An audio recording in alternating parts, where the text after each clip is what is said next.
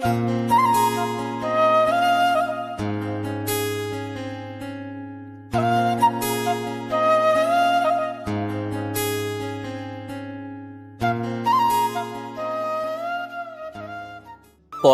শেষ করে একটা কোম্পানিতে চাকরির ইন্টারভিউ দিছি। চাকরি হবে বলে মনে হয় না, কারণ বর্তমানে ঘুষ মামা খালুরা না থাকলে কোনো চাকরি পাওয়া যায় না। তারপরও আশায় আছি। ইন্টারভিউ দিয়ে এসে মেসে এসে শুয়ে আছি, কিছুই ভালো লাগছে না। এমন সময় সবচেয়ে কাছের বন্ধু জয়ের ফোন। ঘুম ঘুম চোখে ফোনটা রিসিভ করলাম। কিরে, কই তুই? কেন, কি হয়েছে?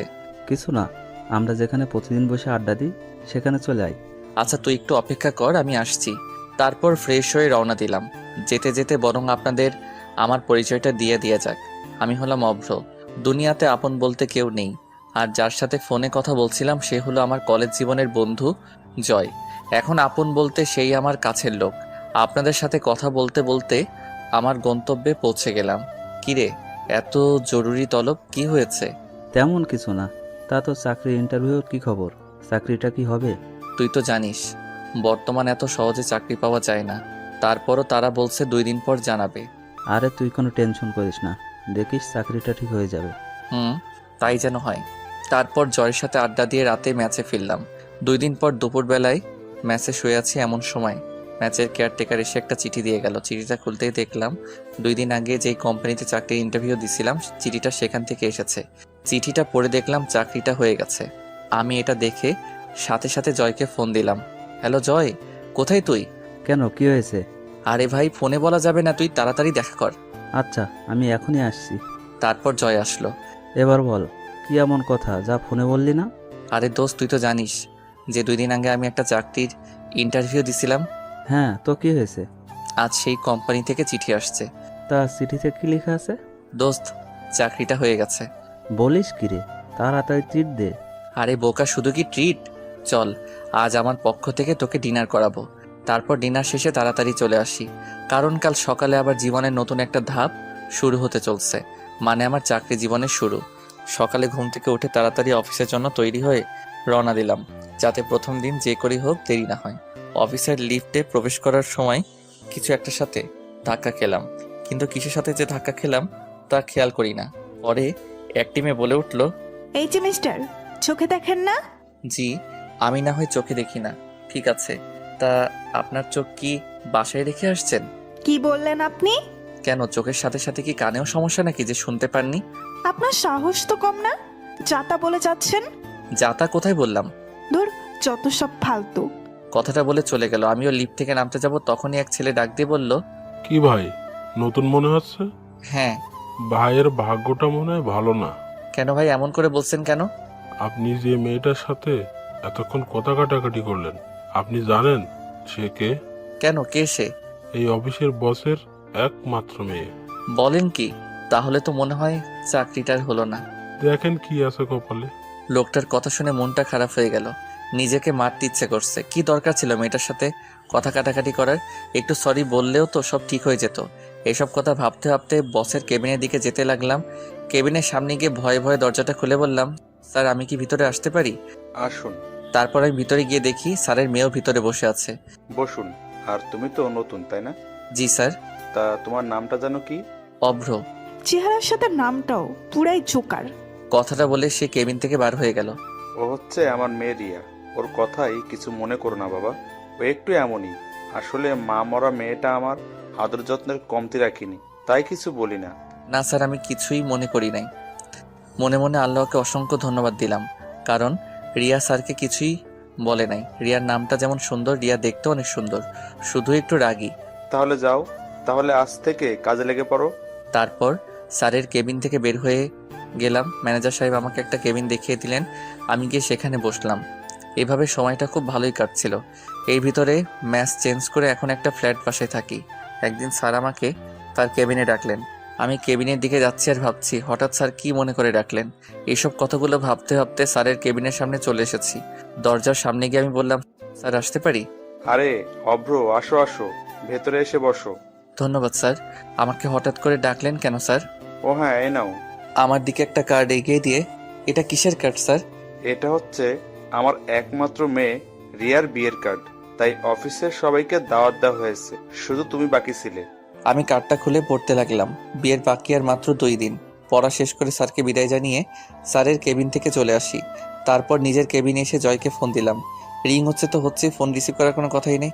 হ্যালো, কিরে, ফোন ধরতে এত দেরি করলি কেন? একটু কাজে ব্যস্ত ছিলাম, এই আর কি। খুব কি ব্যস্ত নাকি? আরে না, বল তুই কেন ফোন দিলি?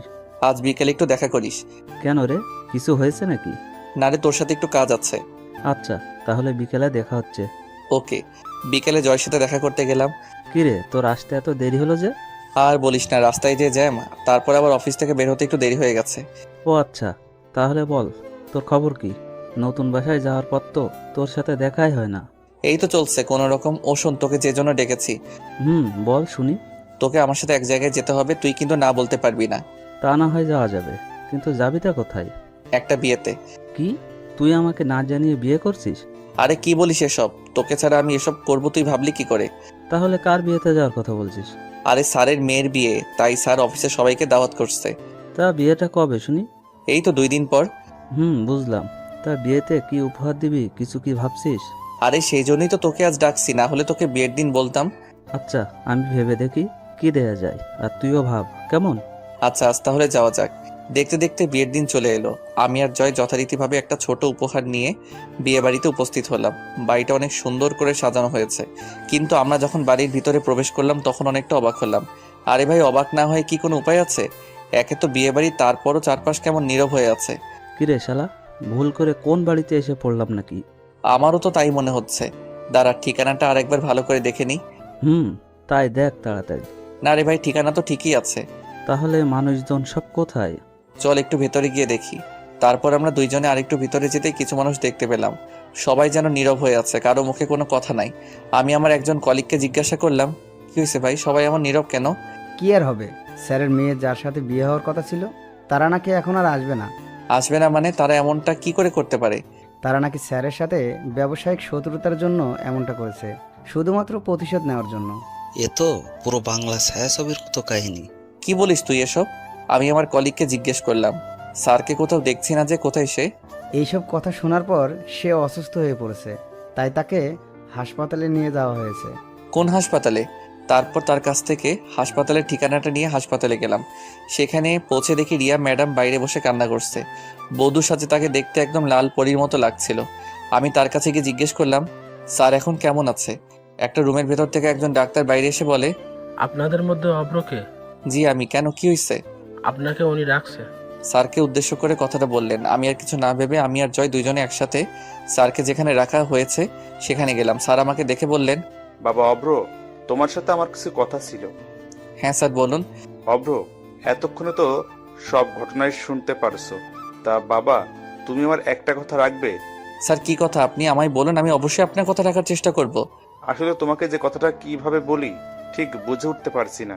কথাটা তুমি কিভাবে নিবে তা আমি জানি না, তবে স্যার আপনি বলুন। অভ্র, তোমার যদি কোনো সমস্যা না থাকে তুমি তাহলে আমার মেয়েকে বিয়ে করো।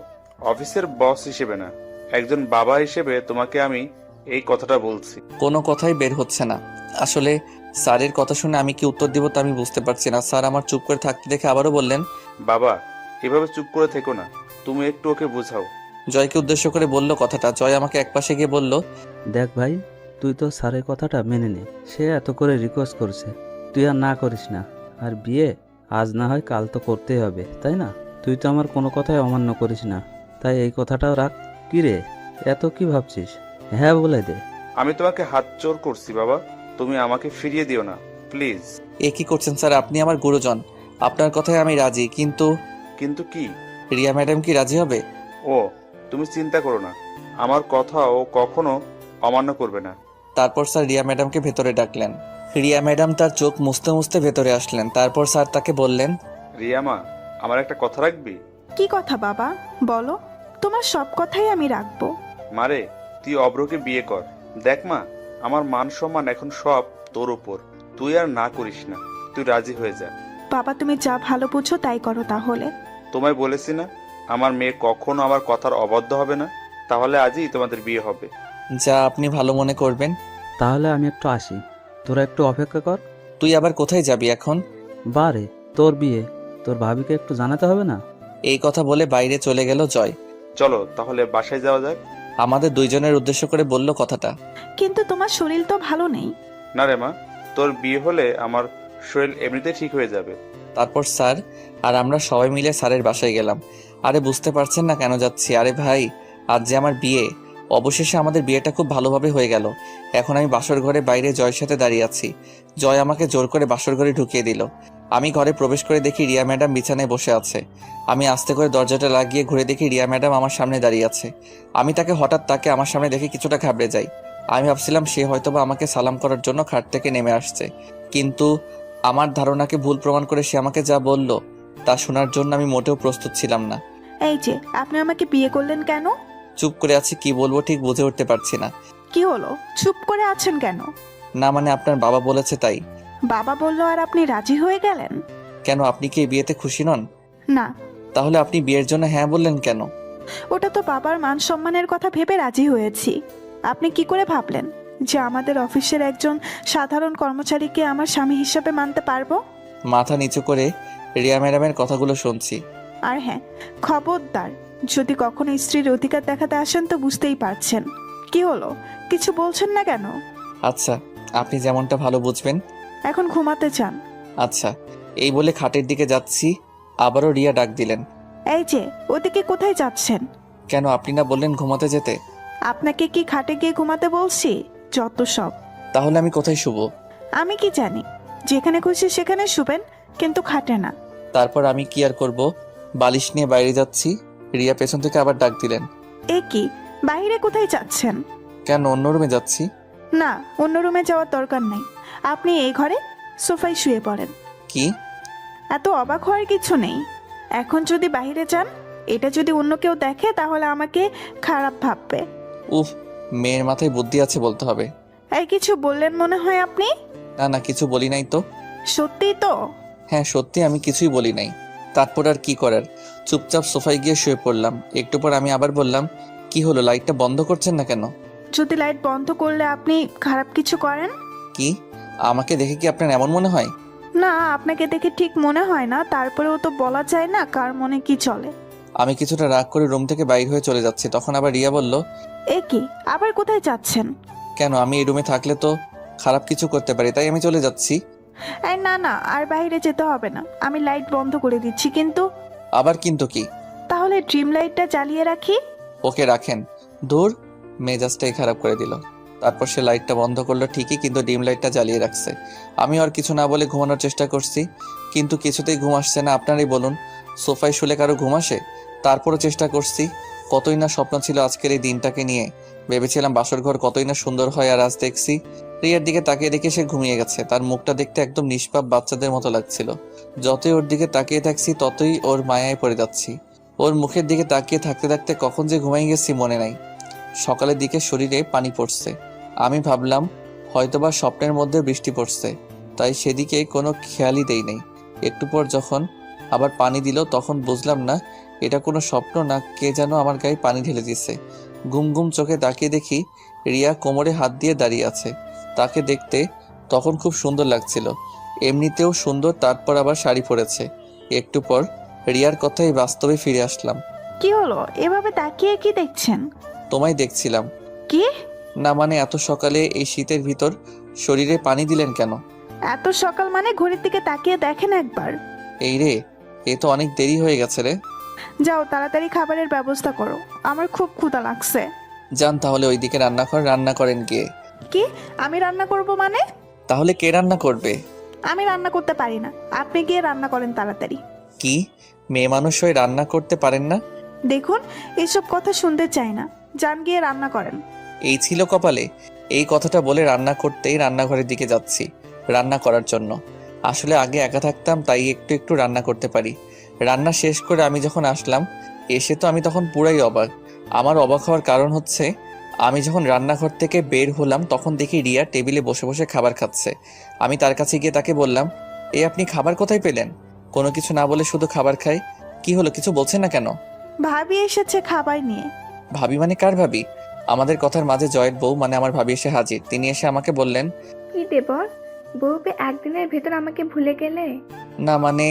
থাক, আর মানে করতে হবে না। যাও তুমিও খেতে বসো। আমি আর কিছু না বলে চুপ করে রিয়ার পাশে গিয়ে খেতে বসলাম। ভাবি আপনি কখন আসলেন? আমি তো আসছি অনেক আগে। কেন? না কিছু না, এমনি জিজ্ঞেস করলাম। তারপর আমি রিয়ার দিকে তাকিয়ে দেখি সে মিটমিট করে হাসছে, আর এদিকে আমার রাগ হচ্ছে। ওই ভাবি আসছে তো আপনি একটিবার আমাকে ডাক দিতে তো পারতেন। রিয়া আমার দিকে কেমনভাবে তাকালো যেন, কিন্তু কিছুই বলল না। তা দেবর তুমি রান্নাঘরে কি করছিলে? কি বললো ভাবি? এত সুন্দর একটা বউ পাইছি, তাকে কি করে রান্না করে পাঠাই বলেন? যদি কালো হয়ে যায়? বাবা, একদিনে এত প্রেম? প্রেমের আর দেখছো কি, কেবল তো শুরু। আচ্ছা তোমরা তাহলে খাও, আমি বরং আসি। এই কথা বলে ভাবি চলে গেলেন, আর আমি রিয়ার দিকে তাকিয়ে দেখি কেমন একটা রাগী ভাব নিয়ে আমার দিকে তাকিয়ে আছে। এভাবে তাকিয়ে আছেন কেন? ওই, আমি আপনার কেমনে বউ হই? কেন আপনার সাথে না আমার কাল বিয়ে হলো? বিয়েটা একটা অ্যাক্সিডেন্ট। আর হ্যাঁ, আপনি ভাবলেন কি করে যে আমার বাবার অফিসের একজন সামান্য কর্মচারীকে স্বামী হিসাবে মেনে নিব? এটা কখনো সম্ভব না। একটু থেমে আবার বলতে শুরু করলো, আর আমরা কিছুদিন একসাথে থাকবো, তারপর আপনাকে আমি ডিভোর্স দিয়ে দেব, বুঝলেন? কথাগুলো বলে সে রুমে চলে গেল। আর আমি বসে বসে ভাবছি, এই ছিল আমার জীবনে। যখন একা ছিলাম তখন তো খুব ভালো ছিলাম। কথাগুলো ভাবতে ভাবতে নিজের অজান্তেই কখন যে চোখে পানি চলে আসছে তা বুঝতে পারি নাই। সারাদিন আর রিয়ার সামনে যাই নাই। রাতে তার কাছে গিয়ে বললাম, সারাদিন তো কিছু খেলেন না, আসুন এখন কিছু খেয়ে নিন। কে বলছে আমি সারাদিন না খেয়ে আছি? আর আপনার খাওয়া আপনি খেয়ে নেন। আর আপনি? আমি বাইরে থেকে খাবার অর্ডার করছি। আমি আর কিছু না বলে রুম থেকে বের হয়ে আসবো, তখনই পেছন থেকে রিয়ার ডাক দিল। এই যে শুনুন, আমাকে এত কেয়ারলেস দেখাতে আসবেন না, বুঝলেন? আপনাকে আমার সহ্য হয় না। আমি তার কথা শুনে বাইরে চলে গেলাম। কি করব কিছুই ভালো লাগছে না। একটু রাত করে বাসায় ফিরলাম। দরজার কাছেই এসে 2-3 বার কলিং বেল বাজাতে রিয়া এসে দরজা খুললো আর বলল, কি ব্যাপার, এত রাত পর্যন্ত কোথায় ছিলেন? একটু কাজ ছিল। কি এমন কাজ যে রাত পর্যন্ত বাইরে থাকতে হবে? আমি আর কিছু না বলে সোজা রুমে চলে গেলাম। গিয়ে সোফায় শুয়ে পড়লাম। রিয়াও আমার পিছু পিছু আসলো এবং খাটে গিয়ে বসে পড়লো। দুইজনেই নীরব হয়ে আছি। একটু পর নীরবতা ভেঙে আমি বলতে শুরু করলাম, আপনাকে আমি ডিভোর্স দিয়ে দিব। সত্যি? সত্যি। তবে তবে কি? আমাদের 6 মাস একসাথে থাকতে হবে। আপনাকে তো আমি একদমই সহ্য করতে পারছি না, আর আপনি বলছেন 6 মাস একসাথে থাকার কথা। কি করবেন বলুন? কিছু পেতে হলে একটু তো কষ্ট করতে হবে। আর 6 মাসই তো, দেখতে দেখতে চলে যাবে। ঠিক আছে। রাতে দুইজনের ভিতর আর কোনো কথাই হয়নি। সকালে ঘুম থেকে উঠে দেখি রিয়া এখনো ঘুমিয়ে আছে, তাই তাকে আর জাগালাম না। সত্যি ঘুমন্ত অবস্থায় রিয়াকে একদম নিষ্পাপ শিশুর মতো মনে হচ্ছে। আমি হালকা পাতলা নাস্তা তৈরি করে রিয়ার জন্য ডেকে অফিসের জন্য বেরিয়ে পড়লাম। অফিসে যেতেই স্যারের সাথে দেখা। আরে অব্র বাবা যে, তুমি অফিসে আসতে গেলে কেন? আর কয়দিন পরে আসতে পারতে। না স্যার, আসলে কিছু পুরন কাজ আছে, ওগুলো করতে হবে। ও আচ্ছা, তারপরও? না স্যার, আমার কোনো সমস্যা নাই। আচ্ছা, তাহলে একটু পর আমার কেবিনে এসে দেখা করো, কেমন? ঠিক আছে স্যার। তারপর আমি আমার কেবিনে এসে বসে বসে কাজ করছি। তখন স্যারের ফোন। আমি ফোন রিসিভ করতেই, অব্র, এখন আমার কেবিনে এসে দেখা করো। এই কথাটা বলেই ফোনটা কেটে দিল। তারপর আমি স্যারের কেবিনে গেলাম। তখন স্যার আমাকে বসতে দিয়ে বলতে শুরু করলেন, অব্র, তুমি তো জানো যে রিয়া আমার একমাত্র সন্তান। ও ছাড়া আমার আর কেউ নেই। আপনার কথা আমি ঠিক বুঝতে পারছি না। এই যে আমার এই যে সম্পত্তি দেখছো, সবই তো এখন তোমাদের। তাই বলছিলাম কি, তুমি যদি এখন আমার কোম্পানির দায়িত্বটা নিতে। সরি স্যার, আমাকে মাফ করবেন। আমি আপনার এই কথাটি রাখতে পারবো না। কিন্তু কেন বাবা? আমি আপনার মেয়ের স্বামী বলে আপনি আমাকে আপনার কোম্পানির দায়িত্ব দিতে চাচ্ছেন, কিন্তু আমি এটা চাই না। আমি বিয়ের আগে যেমন আপনার অফিসের কর্মচারী ছিলাম, আমি চাই এখনো কর্মচারী হিসেবে থাকতে। কি বলবো বাবা তোমায়, তোমার প্রতি আমি এমনিতেই কৃতজ্ঞ। তারপরও আজ তোমার কথা শুনে গর্বে আমার বুকটা ভরে গেছে বাবা। কথাগুলো কেঁদে কেঁদে বললেন। এ কি স্যার, আপনি কাঁদছেন কেন? আমার মেয়ের অনেক সৌভাগ্য যে তোমার মতো একজনকে জীবন সঙ্গী হিসেবে পেয়েছে। স্যারের মুখে এই কথা শোনার পর আমার মুখ দিয়ে আর একটা কথাও বের হচ্ছে না, শুধু দুচোখ দিয়ে পানি পড়ছে। তারপর স্যারের কাছ থেকে বিদায় নিয়ে নিজের কেবিনে এসে বসে আছি, কিন্তু কাজে মন দিতেই পারছি না। তারপর অফিস ছুটি হলে বাসায় আসলাম। বাসায় এসে কলিং বেল বাজানোর কিছুক্ষণ পর এসে রিয়া দরজা খুলে দিয়ে চলে গেল। আমি ভেতরে প্রবেশ করার পর খাবার টেবিলের দিকে চোখ যেতেই মনটা খারাপ হয়ে গেল, কারণ আমি সকালে যে খাবার রিয়ার জন্য রেখে গেছিলাম সে খাবার এখনো সেখানে আছে। তার মানে রিয়া আমার বানানো খাবার খায়নি। এটা দেখে আমার মন আরো খারাপ হয়ে গেল। এর ভিতর জয়ের ফোন। আমি ফোন রিসিভ করতেই, হ্যালো। কিরে বন্ধু, বিয়ে করে আমাদের একদম ভুলে গেলি নাকি? কি যে বলিস তুই, তোকে কি কখনো ভুলতে পারি? বুঝলি তো, নতুন বউ নিয়ে খুব সুখে আছো মনে হচ্ছে। সুখে আসি না ছাই, তোকে যদি বলতে পারতাম কেমন সুখে আছি তাহলে তুই বুঝতে পারতি। কিরে চুপ করে আছিস কেন? কই চুপ করে থাকলাম? আচ্ছা যদি ফ্রি থাকিস তাহলে দেখা করি। হ্যাঁ রে, ফ্রি আছি। তাহলে চলে আয় সেই জায়গায়। আচ্ছা তুই অপেক্ষা কর। তারপর আমি বাসা থেকে বের হতে যাব, তখনই রিয়া আমাকে পেছন থেকে ডাক দিল। কোথায় যাও? হুম? কেন, কি হয়েছে? না কিছু হয়নি, কিন্তু তুমি রাত করে বাড়ি আসবে, এতে আমার ঘুমের অসুবিধা হয়। আপনাকে জেগে থাকতে হবে না, আপনি বরং ঘুমিয়ে থাকবেন। তাহলে দরজা খুলবে কে? আমার কাছে দরজার আলাদা চাবি আছে, আপনি দরজায় তালা দিয়ে শুয়ে থাকবেন, সমস্যা নাই। ঠিক আছে। জানি না তোমাকে কিভাবে এতদিন সহ্য করব। এই কথাটা বলে রিয়া চলে গেল, আর আমিও বাসা থেকে বের হয়ে জয়ের কাছে গেলাম। কিরে আসতে এত দেরি করলি কেন? এই তো জ্যাম ছিল। ও আচ্ছা, তাহলে বল কেমন উপভোগ করছিস বিবাহিত জীবন? আরে বিবাহিত জীবন আর শুরু করলাম কোথায়, মাত্র তো 2 দিন হলো। তোর ভাগ্যটা অনেক ভালো, এত বড় লোকের মেয়ে তোর ঘরের বউ। বন্ধু, তার বলতে হবে না। মনের ভিতর কষ্ট রেখে মুখে একটা হাসি দিয়ে কথাটা বললাম। শোন, তোকে যে জন্য ডাকা হয়েছে। বল তাহলে। মানে আমাদের ভার্সিটির কিছু বন্ধু বান্ধব তোর বউকে দেখতে চাইছে। আমি বলেছি তোর কাছে শুনে তাদের জানাবো। জয়ের কথাটা শুনে চিন্তায় পড়ে গেলাম, কি করে রিয়াকে কথাটা বলি। সে তো কিছুতেই রাজি হতে চাইবে না, আর জয়কে বা না করি কিভাবে। কি হলো, চুপ করে আছিস কেন? কোনো সমস্যা? না, কোনো সমস্যা নাই। আমি বরং বাসায় গিয়ে তোকে ফোন করে জানাবো এই বিষয়ে। আচ্ছা ঠিক আছে। জয় আর আমি আরো কিছু কথা বলে যে যার বাসায় চলে আসলাম। বাসায় এসে দরজা খুলে ভেতরে প্রবেশ করলাম। রুমে গিয়ে দেখি রিয়া ঘুমিয়ে আছে। ঘুমিয়ে থাকা অবস্থায় তাকে দেখতে অনেক সুন্দর লাগছে। রাতে আর তাকে ঘুম থেকে ডাকলাম না, আমি সোফায় গিয়ে শুয়ে পড়লাম। সকালে ঘুম থেকে উঠে যথারীতিভাবে আমি রিয়ার জন্য নাস্তা বানিয়ে টেবিলে রেখে অফিসের উদ্দেশ্যে ঘর থেকে বের হয়ে আসি। রিয়া তখনও ঘুমিয়ে আছে। অফিসে এসে কাজ করছি আর মনের ভিতর শুধু একটা কথাই ঘুরপাক খাচ্ছে, কি করে রিয়াকে বলি যে আমার সকল বন্ধুরা তাকে দেখতে চাইছে। ও তো আমাকেই সহ্য করতে পারে না, আর আমার সাথে কথা বলার সময় এমনিতেই রেগে কথা বলে। অফিস ছুটির পর বাসায় এসে সোফায় বসে বসে ভাবছি, রিয়াকে কি এখন কথাটা বলবো? ধুর, যা আছে কপালে বলে দেই। আপনার সাথে একটা কথা ছিল। রিয়া টিভি দেখছিল, আমার কথা শুনে আমার দিকে মুখ ঘুরিয়ে বলল, আপনাকে তো আমার ভালোই লাগে না, আর কথা আর কি শুনবো। তারপরেও বলুন কি বলতে চান। না মানে আমার কিছু বন্ধুরা আপনাকে দেখতে চেয়েছে। কেন আমাকে দেখতে চেয়েছেন কেন? আপনি আমার বউ না, তাই দেখতে চাইছে। হই, আমি আপনার বউ হই? হ্যাঁ, আপনাকে বলছি আমি আপনাকে স্বামী হিসেবে মানি না, তাহলে আমি আপনার বউ হই কি করে? যত দ্রুত সম্ভব আমাকে ডিভোর্স দিয়ে দিবেন, বুঝলেন? আমি আর কিছু বললাম না। রিয়ার কথাগুলো শুনে নিজের অজান্তেই চোখ দিয়ে এক ফোঁটা পানি চলে এলো। আমি রিয়ার সামনে থেকে চলে গেলাম। বারান্দায় দাঁড়িয়ে আকাশের দিকে তাকিয়ে ভাবছি, কি পাপ করেছিলাম যে যার জন্য আমাকে এত কষ্ট পেতে হচ্ছে। সকালে একটু তাড়াতাড়ি করে অফিসে চলে গেলাম। অফিসের কাজের ফাঁকে পকেটে হাত দিয়ে দেখি মোবাইলে টাকা নেই। মনে হয় সকালে তাড়াতাড়ি বাসা থেকে বের হওয়ার সময় মোবাইলটা ভুল করে বাসায় রেখে আসছি। এর মধ্যে স্যারের কেবিন থেকে ডাক আসলো, তাই স্যারের কাছে গেলাম। কেবিনে প্রবেশ করে দেখি একটি মেয়ে বসে আছে। আমি ভেতরে যেতে স্যার আমাকে বললেন, অভ্র, এনার সাথে পরিচিত হও। ইনি হলেন তোমার নতুন অ্যাসিস্ট্যান্ট মেঘা। মেঘা আমার দিকে হাসি মুখে হাতটা বাড়িয়ে দিয়ে বললেন, হ্যালো স্যার। হ্যালো। অভ্র, তুমি তাহলে মেঘাকে তার কাজ বুঝিয়ে দাও, কেমন? ঠিক আছে স্যার। তাহলে মিস মেঘা, তুমি অভ্রের সাথে যাও, সে তোমাকে তোমার কাজ বুঝিয়ে দেবে।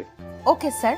তারপর আমি স্যারের কাছ থেকে বিদায় নিয়ে আমার কেবিনে চলে আসলাম, আর আমার পেছনে পেছনে মেঘাও আসলো।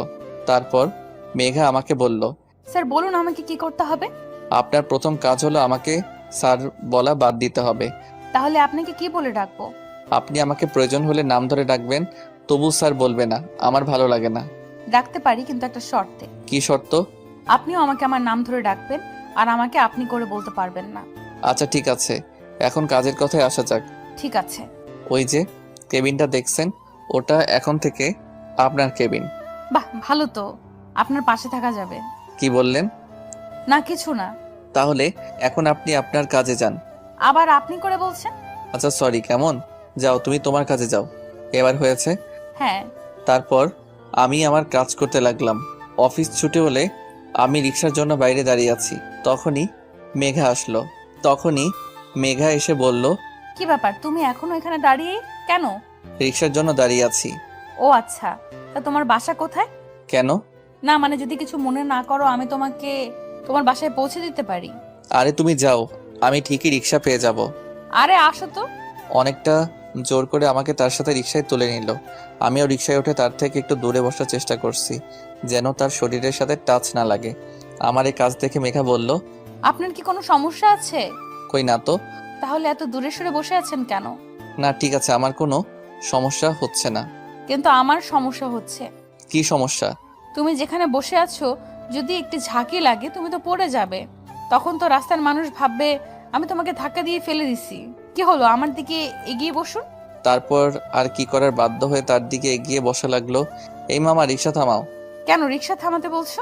কারণ আমার বাসার কাছে চলে আসছি। ও আচ্ছা, তাহলে বাই, কাল আবার দেখা হবে। এই কথা বলে মেঘা চলে গেল আর আমি বাসার দিকে যাচ্ছি। বাসায় গিয়ে আমি যা দেখলাম তা দেখে তো আমি পুরাই অবাক। আপনারা হয়তো বা ভাবছেন আমি অবাক হলাম কেন, তাহলে শুনুন আপনাদের বলি। আমি বাসার ভিতর প্রবেশ করতে দেখে আমার সকল বন্ধুরা আমার বাসায় আসছে। এর মধ্যে জয় এসে বলে, কিরে, কেমন সারপ্রাইজ দিলাম? তোরা কখন আসলি? আমরা আসছি তো অনেক আগে। আমি মনে মনে ভাবছি, না জানি রিয়া কি করে, ও তো মনে হয় অনেক রেগে আছে। এখন এদের সামনে ওকে ম্যানেজ করি কিভাবে? আরে সকালে যখন ফোন দিলাম তখন তোর ফোন ভাবি রিসিভ করে। তারপর এইটুকু বলে থেমে যাই আর আমি বাকি কথাটুকু শোনার জন্য আগ্রহ নিয়ে জিজ্ঞাসা করলাম, তারপর কি বল? আবার থামলি কেন? তারপর ভাবিকে সব খুলে বললাম যে আমাদের বন্ধুরা তাকে দেখতে চায়, আর ভাবিও আমাকে বলল চলে আসতে, তাই সবাইকে নিয়ে চলে আসলাম। জয়ের কথা শুনে আমি আমার কানকে বিশ্বাস করতে পারছি না যে রিয়া ওকে এই কথাগুলো বলেছে। একটু পর দেখলাম নাস্তা হাতে রিয়া আর ভাবি আসছে। রিয়াকে দেখে তো আমি অবাক, কারণ রিয়া আজ শাড়ি পরেছে, এতে তাকে আরো সুন্দর দেখা যাচ্ছে। আমি রিয়ার দিকে তাকিয়ে আছি, এমন সময় রিয়ার চোখে চোখ পড়তে সে আমার দিকে রাগীভাবে তাকালো আর আমি তখন মাথা নিচু করে নিলাম। বন্ধুরা সবাই চলে যাওয়ার পর আমি রিয়ার কাছে গিয়ে যে ওকে বললাম, রিয়া তোমাকে অসংখ্য ধন্যবাদ। হয়েছে, আর ধন্যবাদ দিতে হবে না, আমি সব বুঝতে পারছি। এগুলো সব আপনারই প্ল্যান। আমার প্ল্যান মানে? কি মনে করো তুমি আমি কিছু বুঝি না? বারে, আমি আবার কি করলাম বলবে তো? তুমি তো আজ ইচ্ছে করে মোবাইলটা বাসায় রেখে গেছো যাতে তোমার বন্ধু আমাকে ফোন দিয়ে এসব বলে আর আমি রাজি হয়ে যাই। আর তুমি ভালো করেই জানতে আমি তোমাকে না বলতে পারবো না। বিশ্বাস করো, এসব কিছুই আমি জানি না, আর আমি সত্যি বলছি মোবাইলটা আমি ভুল করে রেখে গেছিলাম। হয়েছে, আমার সামনে আর ভালো সাজা লাগবে না, যত সব। কথাটা বলে রুমে চলে গেল। এইভাবেই দিনকাল চলছিল আমাদের। এতদিন হয়ে গেছে কিন্তু এখনও আমার প্রতি তার কোনো ভালোবাসা বা ভালো ব্যবহারও করি নাই, কিন্তু আমি আস্তে আস্তে রিয়াকে ভালোবেসে ফেলছি। একদিন শুক্রবারে অফিস বন্ধ, তাই সকালে শুয়ে আছি। একটু পর বুঝতে পারলাম কে যেন আমাকে ডাকছে। আমি চোখ খুলে দেখি রিয়া আমাকে ডাকছে। আমি এটা দেখে আবার চোখ বন্ধ করে নিলাম। আমার কাছে মনে হচ্ছে আমি স্বপ্ন দেখছি, কারণ রিয়া আমার সাথে ঠিক মতো কথাই বলে না। আজ এত ভালোবেসে ডাকছে, এসব কথা চোখ বন্ধ করে ভাবছি। কিন্তু একটু পর আমার শরীরে পানি ঢেলে দিল আর আমি সাথে সাথে লাফ দিয়ে উঠলাম। আমার এভাবে লাফ দিয়ে ওঠা দেখে রিয়া হেসে দিল। আমি অপলক দৃষ্টিতে তার হাসি মাখা মুখটার দিকে তাকিয়ে আছি। এই যে মিস্টার, শুক্রবার বলে ঘুমিয়ে থাকলে চলবে? যাও এখনই ফ্রেশ হয়ে এসো, আমি নাস্তা তৈরি করছি। ওর কথাগুলো যেন আমার বিশ্বাসই হচ্ছে না। কি হলো, এভাবে তাকিয়ে কি দেখছো? মনে হয় আমাকে আজই প্রথম দেখছো? উফ, যাও তো, খুব ক্ষুধা লাগছে, তাড়াতাড়ি ফ্রেশ হয়ে আসো। আমার দিকে তোয়ালেটা দিয়ে কথাটা বলে সে রান্নাঘরে চলে গেল। আমি ভাবছি আজ রিয়ার আবার কি হলো, নাকি আমি কোনো স্বপ্ন দেখছি? না, এটা তো কোনো স্বপ্ন না, যা ঘটছে সবই তো আমার সাথে ঘটছে। আমার তো বিশ্বাসই হচ্ছে না। তারপর আমি ফ্রেশ হয়ে বাইরে আসতে দেখি রিয়ার বাবা, মানে আমার স্যার, সোফায় বসে আছে। এবার আমি সবকিছু বুঝতে পারছি কেন রিয়া আমার সাথে আজ কেন এত ভালো ব্যবহার করছে। তারপর সবাই বসে একসাথে নাস্তা করছি। এমন সময় স্যার বললেন, তা বাবা অব্র, তুমি সোফায় কেন শুয়েছিলে? কি বলবো স্যার, আপনি যদি সত্যিটা শুনেন তাহলে বুঝতেন আমি কেন সোফায় শুয়েছিলাম। কি হলো বাবা, চুপ করে আছো কেন? আমার চুপ করে থাকতে দেখে রিয়া বলল, বাবা, ও কি বলবে? আমি বলছি কেন ও সোফায় শুয়েছিল। না জানি এখন আবার কোন সত্যটা বলবে কে জানে। বাবা জানো, তোমার জামাই খুব খারাপ। কেন রে, ও আবার কি করলো? কি করেনি তাই বলো? আমি কাল রাতে বললাম আমাকে যেন আজ ঘুরতে নিয়ে যায়, কিন্তু ও কিছুতেই রাজি হলো না। তার এক কথা আমাকে ঘুরতে নিয়ে যেতে পারবে না, তাই আমি তাকে শাস্তি হিসাবে সোফায় শুতে দিচ্ছি। হায় হায়, মাইয়া কয় কে তো দেখি মিথ্যা বলায় পটু। আমি অবাক দৃষ্টিতে রিয়ার দিকে তাকিয়ে আছি। না অব্র, তুমি কিন্তু কাজটা একদম ঠিক করনি। না স্যার, আসলে না, আমি আর কিছুই শুনতে চাই না। আমি চাই তোমরা দুজনে আজ কোথাও থেকে ঘুরে আসো। ঠিক আছে। কি, এখনো রাজি হলে কেন? আমার দিকে তাকিয়ে একটা মুচকি হাসি দিয়ে কথাটা বলল, তাহলে তোমরা বরং আমার গাড়িটা নিয়ে যাও, কেমন? সরি স্যার, মাফ করবেন, আমি আপনার গাড়ি নিয়ে ঘুরতে যেতে পারবো না। কেন গাড়ি নিতে পারবে না? কারণ আমি চাই না যে আমার স্ত্রীকে তার বাবার টাকায় ঘোরাতে। আমার নিজের যতটুকু সামর্থ্য আছে তাই দিয়ে আমি তার সব ইচ্ছা পূরণ করার চেষ্টা করব। অব্র, তোমাকে যতই দেখছি ততই অবাক হচ্ছি আমি। বাবা, ও কিন্তু তোমাকে অপমান করছে। না রে মা, ও তো ঠিক কথাই বলেছে। না বাবা। পুরো কথা বলতে না দিয়ে স্যারের ফোন আসলো, তাই তিনি ফোনে কথা বলছেন। কথা বলা শেষ করে স্যার তাকে বললেন, আমি এখন যাই মা, একটু কাজ আছে। আসি বাবা অব্র, ভালো থেকো তোমরা। তারপর স্যার চলে গেলেন। আর রিয়া আমার কাছে এসে, তুমি আমার বাবাকে অপমান করলে কোন সাহসে? আমি তাকে কোনো অপমান করি নাই। তুমি তো বলবেই ছোট লোক কোথাকার, একটা গাড়ি কেনার ক্ষমতা নাই। আর তাছাড়া তুই কোনোদিন এই গাড়িতে উঠেছিস বলে মনে হয় না। আর তুই কিনা আমার বাবার মুখের উপরে না বলে দিলি। রিয়া, তুমি কিন্তু একটু বেশি বুঝছো। আমি কিন্তু তাকে কোনো অপমান করে কথাগুলো বলি নাই। তুই অপমানের কি বুঝিস? হ্যাঁ, তোর মা বাবাকে যদি কেউ বলতো তাহলে তুই বুঝতি অপমান কাকে বলে। রিয়া আমার, তুমি কিন্তু কিন্তু কি? ও, আমি তো ভুলেই গেছিলাম, তোর তো মা বাবারই ঠিক নাই। রিয়া জোরে চিৎকার করে উঠে রিয়াকে চড় মারলাম। কি করব, রাগটাকে আর কন্ট্রোল করতে পারলাম না। কি শুরু করছো? কিছু বলছি না বলে তখন থেকে বাজে কথা বলে যাচ্ছ। নিজেকে কি মনে করো? হ্যাঁ। দেখলাম রিয়ার কোনো কথাই বলছে না, তার দুই চোখ বেয়ে পানি পড়ছে এবং আর কিছু না বলে সোজা রুমে গিয়ে দরজা লাগিয়ে দিছে। তারপর আমিও তাকে কিছু না বলে বাইরে চলে গেলাম। তারপর যখন মাথা একটু ঠান্ডা হলো তখন ভাবতে লাগলাম রিয়া আবার খারাপ কিছু করে না বসে। তাই আমি তাড়াতাড়ি বাসায় গেলাম। বাসার ভেতরে ঢুকে দেখি রুমের দরজা বন্ধ এবং ভিতর থেকে কান্নার আওয়াজ শোনা যাচ্ছে। তার মানে রিয়া এখনো কান্না করছে। আমি দরজায় শব্দ করলাম, সাথে সাথে কান্নার আওয়াজ থেমে গেল, কিন্তু দরজা খুলল না। বুঝতে পারলাম সে আমার প্রতি রাগ করে আছে। আমি কয়েকবার ডাকার একটু পর দরজা খোলার শব্দ শুনতে পেলাম। আমি রিয়ার দিকে তাকাতেই সে আবার খাটে গিয়ে শুয়ে পড়লো। তারপর আমি তার কাছে গিয়ে বললাম, আই এম সরি, আসলে তখন ওভাবে তোমার গায়ে হাত তোলা আমার একদম উচিত হয়নি। প্লিজ তুমি আমাকে মাফ করে দাও। তুমি কেন মাপ চাচ্ছ? মাপ তো আমার চাওয়া উচিত। আসলে ভুলটা তো আমার ছিল, তুমি বরং আমাকে মাফ করে দাও। প্লিজ তুমি মাফ চেও না। তারপরেও তুমি আমাকে মাফ করে দাও প্লিজ। আচ্ছা যাও, মাফ করে দিলাম। কিন্তু ম্যাম, আপনি কি আমায় মাফ করছেন? হ্যাঁ, করেছি। না, রিয়ার এই হাসি দেখে ওর প্রেমে পড়ে গেলাম। মেয়েটা হাসলে আসলে অনেক সুন্দর দেখা যায়। তারপর আমি ঘুমাতে গেলাম। শুয়ে শুয়ে ভাবছি রিয়া আমার সাথে এই প্রথম হেসে কথা বলল। এমন করে যদি প্রত্যেক দিন ও কথা বলতো, কিন্তু কি হবে, এভাবে হেসে কথা বলে আর তো কিছুদিন পর ওর সাথে আমার ডিভোর্স হয়ে যাবে। এই কথাটা ভেবেই মনটা খারাপ হয়ে গেল। সকালে ঘুম থেকে উঠে রিয়ার দিকে তাকিয়ে দেখি ওর মুখটা একদম লাল হয়ে আছে। কাল রাতের চরের দাগ এখন স্পষ্ট বোঝা যাচ্ছে। ওর মুখে দাগ দেখে নিজের প্রতি খুব রাগ হলো। ইচ্ছা করছে ওর মুখটা আলতো করে ছুঁয়ে দেই, কিন্তু তা করা যাবে না। যদি ওর মুখে হাত দেওয়ার সময়ও জেগে যায় তাহলে তো খুব রেগে যাবে। এই রে, অফিসে দেরি হয়ে যাচ্ছে, এখন আর নাস্তা বানানোর সময় নাই, তাই তৈরি হয়ে বেরিয়ে পড়লাম। আমি আমার কেবিনে বসে কাজ করছি, এমন সময় মেঘা এসে, আসতে পারি? আরে তোমরা আসার জন্য আবার পারমিশন লাগে নাকি? আসো। এরপর মেঘা ভিতরে এসে আমায় বলে, চলুন বাইরে যাই। এখন বাইরে? হ্যাঁ। না, আপনি যান, আমার কাজ আছে। তাহলে চলুন অফিসের ক্যান্টিন থেকে ঘুরে আসি। তা যাওয়া যায়। আমারও সকালে তাড়াতাড়ি কারণে নাস্তা করা হয় নাই। আমি জানি তো। তুমি কি করে জানো? আপনার মুখ দেখেই বোঝা যাচ্ছে। ও তাই নাকি? এত কথা না বলে চলো তো। তারপর আমি আর মেঘা দুইজনে নাস্তা করতে চলে গেলাম।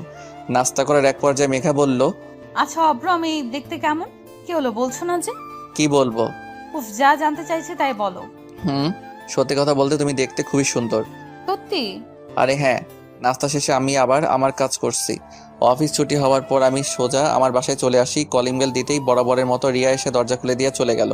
তারপর আমি ফ্রেশ হয়ে বাইরে বের হতেই রিয়া আমার দিকে অগ্নি দৃষ্টিতে তাকিয়ে আছে। আর তার এইভাবে তাকিয়ে থাকা দেখে আমি মনে মনে ভাবতে লাগলাম, আমি তো আজ এমন কোনো কাজ করি নাই যে রিয়া আমার প্রতি এভাবে রেগে থাকবে। তারপরও আমি ভয়ে ভয়ে জিজ্ঞাসা করলাম, ওভাবে আমার দিকে তাকিয়ে আছো কেন? কেন তাকিয়ে আছি তুমি বুঝতে পারছো না? না। বাসায় যে তুমি ছাড়া অন্য একজন মানুষ থাকে তুমি জানো না? অন্য কে থাকে আবার? কি, অন্য কেউ থাকে না? তাহলে আমি কে? বারে, তুমি অন্য একজন হবে কেন? এটা তো তোমারও বাসা, তাই না? তুমি তো আমাকে অন্য একজন মনে করো। আমি যেই বাসাতে থাকি সেটাও তুমি ভুলে গেছো? কি বলছো এসব তুমি? ঠিকই তো বলছি। তাহলে তুমি আমার জন্য সকালে নাস্তা দিয়ে যাওনি কেন? তুমি জানো না আমি রান্না করতে পারি না? তুমি তো বাইরে থেকে খাবার নিয়ে আসো, তাই আমি। তাহলে এর আগে যে নাস্তা বানিয়ে রেখে যেতে, সেগুলো কার জন্য রেখে যেতে? চুপ করে দাঁড়িয়ে না থেকে খাবারের ব্যবস্থা করো। সকাল থেকে কিছুই খাই নাই, আমার খুব ক্ষুধা লাগছে। কি বলো তুমি এসব? সকাল থেকে কেন না খেয়ে আছো? তোমার প্রতি রাগ করে, তাই ভাবলাম যতক্ষণ না তুমি রান্না না করছো ততক্ষণ পর্যন্ত আমি কিচ্ছু খাবো না। আমার প্রতি কেন রাগ করে না খেয়ে থাকবে? না, তোমাকে বুঝতে হবে না। কেন কেন? যাও, তোমাকে আমার জন্য রান্না করতে হবে না, খাবো না আমি। এই কথা বলে আবার রাগ করে রুমে চলে গেল। হঠাৎ রিয়ার কি হলো যে আমার সাথে এত ভালো ব্যবহার করছে? মনে হয় ও ভেবেছে আর তো মাত্র কটা দিন আছে আমার সাথে থাকবে, তাই হয়তো আমার প্রতি দয়া দেখাচ্ছে। না, এসব আমি কি ভাবছি আবোল তাবোল। যাই এখন রান্নাঘরে গিয়ে রিয়ার ফেভারিট কিছু রান্না করে নিয়ে আসি। এই যে আমি তো রিয়ার কি কি পছন্দ তাই জানি না, এখন কি করি? অনেক ভাবার পর একটা বুদ্ধি মাথায় এলো, দেখি কাজে লাগিয়ে দিলাম ফোন স্যারকে, মানে রিয়ার বাবাকে। আরে অভ্র বাবা যে, কেমন আছো? জি স্যার, ভালো আছি, আপনি কেমন আছেন? আমিও ভালো আছি। আর শোনো, কথায় কথায় এত স্যার স্যার করো কেন? আমি তোমার অফিসের বস, কিন্তু এখন তো তুমি অফিসে নাই যে স্যার স্যার বলবে, তাই এখন থেকে বাবা বলে রাখবে, কেমন? Okay sir. আবার স্যার? সরি বাবা। এখন ঠিক আছে। তা জামাই, কি করতে রাতে ফোন দিলে? না মানে আপনার মেয়ে কি কি খেতে ভালোবাসে তা যদি একটু বলতেন। কেন, তুমি আবার আমার মেয়ের জন্য রান্না করবে নাকি? এই তো এই আর কি। আচ্ছা বলছি, শোনো। তারপর স্যারের কাছ থেকে রিয়ার প্রিয় খাবারের নাম জেনে সেটা রান্না করতে লাগলাম। জানি না কতটুকু ভালো হবে। রান্না শেষ করে টেবিলে সবকিছু সাজিয়ে রেখে রিয়াকে ডাকতে গেলাম। রিয়া, রান্না শেষ করে তাড়াতাড়ি খেতে আসো। আমি খাবো না। প্লিজ রাগ করো না, এসব খাবার খেয়ে নাও। বললাম না আমি খাবো না। আর তুমি এখান থেকে যাও তো, বিরক্ত করো না। আচ্ছা ঠিক আছে, তোমাকে আর বিরক্ত করব না। এই কথা বলে যেই অন্যদিকে ঘুরবো তখনই দরজা খুলে রিয়া চলে আসলো। তারপর আমার সাথে কোনো কথা না বলে সোজা খাবার টেবিলে গিয়ে বসে পড়লো। আর আমি তাকে খাবার বেড়ে দিয়ে বললাম, এই নাও তোমার প্রিয় খাবার। ওয়াও, এটা যে আমার প্রিয় তুমি জানলে কি করে? সেটা জেনে কি করবে, তুমি বরং খেয়ে দেখো কেমন হয়েছে। তারপর রিয়া খাবার মুখে দিয়ে আমার দিকে রাগীভাবে তাকালো। এটা দেখে আমি বুঝতে পারলাম খাবার বেশি ভালো হয়নি। এই খাবার তুমি বানিয়েছো? হ্যাঁ। সত্যি বলছো তো? আমি জানি বেশি ভালো হয় নাই। এই কথাটা বলে মাথা নিচু করে আছি, তখনই রিয়া জোরে জোরে হাসি দিয়ে বলে, আরে বোকা, কে বলছে খারাপ হয়েছে? খাবারটা অনেক অনেক ভালো হয়েছে, মনে হচ্ছে পুরো রেস্টুরেন্ট থেকে আনা। সত্যি বলছো? একদম সত্যি বলছি, তুমি নিজেই খেয়ে দেখো। না তুমি খাও, তারপর আমি খাবো। না, তা হবে না, আমরা একসাথে খাবো। তারপর আর কি করার, একসাথে খাওয়া শেষ করে ঘুমাতে গেলাম। ঘুম থেকে উঠে রিয়ার দিকে তাকিয়ে আসছি, কেন জানি না ওর দিকে তাকিয়ে থাকতে আমার খুব ভালো লাগছে। তারপর অফিসে চলে আসলাম। আজ একটু কাজ কম, তাই বিকালে ছুটি দিয়ে দিল। অফিস থেকে বের হতে মেঘা এসে বলে, আজ তো তাড়াতাড়ি ছুটি হয়ে গেল, চলুন কোথাও বসে চা বা কফি খাওয়া যাক। এই বিকালে মন্দ হয় না। তারপর আমি আর মেঘা একটা কফি শপে আসলাম। কফি শপে ভিতরে গিয়ে বসতে দেখি আমার সামনে টেবিলে রিয়া আর কিছু মেয়ে, মনে হয় রিয়ার বন্ধু হবে। তারপর মেঘা বলল, তোমার জন্য কি অর্ডার করব? যেটা তোমার ভালো লাগে সেটাই অর্ডার করো। আমি আর চোখে রিয়ার দিকে তাকিয়ে দেখি রিয়া বারবার আমার দিকে তাকাচ্ছে এবং আমার সাথে মেয়েটাকে তাকে দেখার চেষ্টা করছে, কিন্তু পারছে না, কারণ মেঘা মুখোমুখি হয়ে বসেছিল। কফি চলে এলো, আমি আর মেঘা কফি খাচ্ছি আর গল্প করছি। আমি এমনভাবে আছি যে আমি রিয়াকে দেখি নাই। আমি একবার রিয়ার চোখের দিকে তাকিয়ে দেখি সে পুরো রেগে গজগজ করছে। আমাদের কফি খাওয়া শেষ হলে আমরা চলে যাওয়ার জন্য বাইরে এলাম। আমি বুঝতে পারছি আমার পেছন পেছন রিয়াও আসছে। আমি সেটা দেখে মেঘাকে বললাম, মেঘা চলো ওদিকটাই যাই, ওখানে একটা সুন্দর পার্ক আছে। চলো তাহলে। তারপর দুইজনে একটা রিকশায় চড়ে রিয়ার সামনে দিয়ে চলে গেলাম।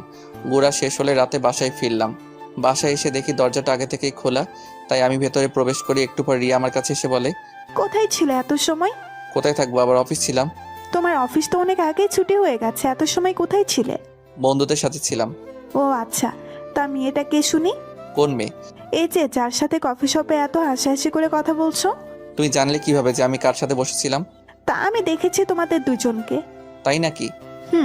এখন বলো মেয়েটা কে? আমার ফ্রেন্ড বলতে পারো। তোমার ফ্রেন্ড হলে সেদিন আসলো না যে? এই তো কিছুদিন হলো ওর সাথে পরিচয়টা। ছি, তোমার লজ্জা করে না? ঘরে বউ থাকতে তুমি। ওয়েট, বউ মানে কি তোমার কথা বলছো? তার কার কথা বলবো শুনি? তোমার সাথে তো আর কয়েকদিন পর ডিভোর্স হয়ে যাবে, আর তাছাড়া তুমি তো আমাকে দুই চোখে দেখতে পারো না। দেখলাম রিয়া আমার কথাগুলো শুনে কিছুটা চুপ হয়ে গেল। তারপর আবার বলল, ডিভোর্স তো এখনো হয়নি, যতদিন না হয় ততদিন তো আমিই তোমার বউ। কথাটা বলার সময় দেখলাম ওর চোখের কোণে পানি। তবে কি রিয়াও আমাকে ভালোবাসতে শুরু করেছে? কথাটা ভেবেই নিজের অজান্তে মুখে হাসি ফুটে উঠল। পরের দিন দুপুরে অফিসে বসে কাজের ব্যাপারে মেঘার সাথে কথা বলছি, এমন সময় দেখি রিয়া আসলো। ও ভেতরে এসে মেঘাকে দেখে আমার দিকে রাগী ভাব নিয়ে তাকিয়ে আছে। তারপর আমি মেঘাকে বললাম, তুমি এখন যাও, আমি তোমাকে পরে ডেকে নিব। মেঘা চলে যাওয়ার পর আমি রিয়াকে বললাম, তুমি হঠাৎ এখানে? কেন আসতে পারি না? না, তা পারবে না কেন? এটা তো তোমারই অফিস। আমি না আসলে হয়তো বা ভালোই হতো। কেন? এই যে তোমাদের কথা বলার সমস্যা করলাম। তো অবশ্যই ঠিক। কি বললে তুমি? ওই কিছু না তো। না, তুমি কিছু একটা তো বলছো। আরে না, কিছুই বলি নাই। আমি দেখলাম রিয়ার হাতে টিফিন বাটি, তাই আমি তাকে বললাম, হাতে কি, ওটা আমার জন্য আনছো? এনেছিলাম একজনের জন্য, কিন্তু সে তো খুব ভালোই আছে। কথাটা বলে রিয়া চলে গেল। আমি পেছন থেকে এত ডাকার পরও শুনলো না, চলে গেল। তারপর আমি কেবিনে বসে আছি, এমন সময় মেঘা এসে বলে, অভ্র, মেয়েটা কে? কেন তুমি জানো না? জানলে তোমায় জিজ্ঞেস করতাম নাকি? ও হচ্ছে আমাদের অফিসের বসের মেয়ে আর আমার স্ত্রী। কি, তোমার স্ত্রী? হ্যাঁ। কই, আগে তো বলো নাই কখনো। তুমিও তো জানতে চাও নাই। ও আচ্ছা। কি ব্যাপার, তোমার চোখে পানি কেন? কই পানি?